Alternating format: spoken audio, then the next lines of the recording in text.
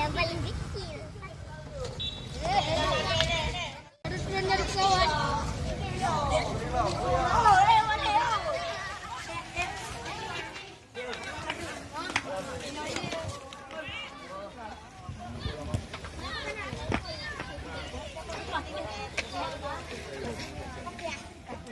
Ini nggak kenal lagi tadi.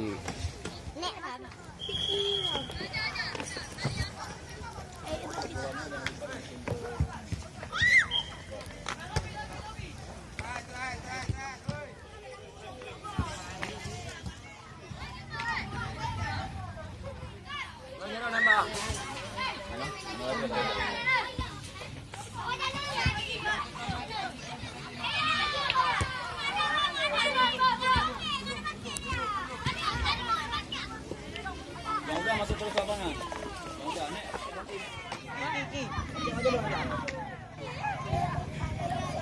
Menangis.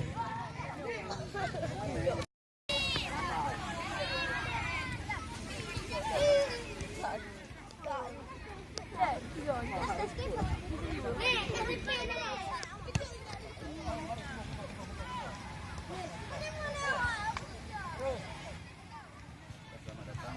Kita hari ini juga kita melakukan sebuah latihan coba atau pelajaran dalam kegiatan lawan siapapun dia.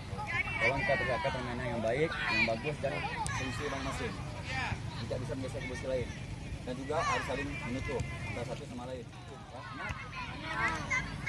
Oke, babak pertama Rizkan, back, Rizky. Rizky Pak. Oh Rizky nggak apa Rizky gantiin aja. Rijal.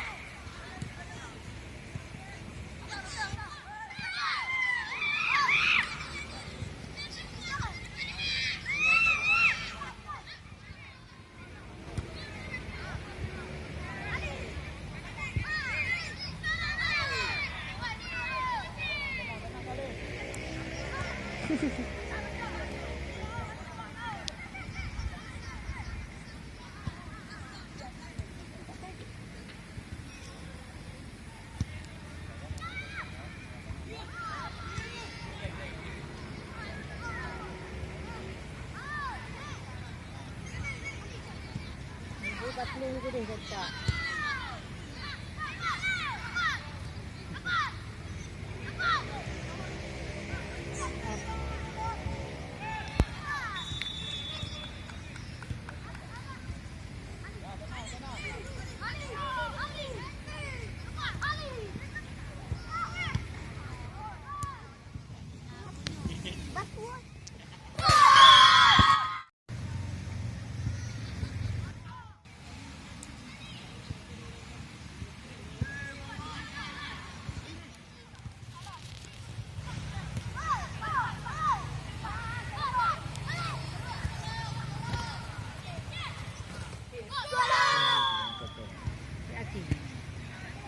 Nanti parahnya oleh pada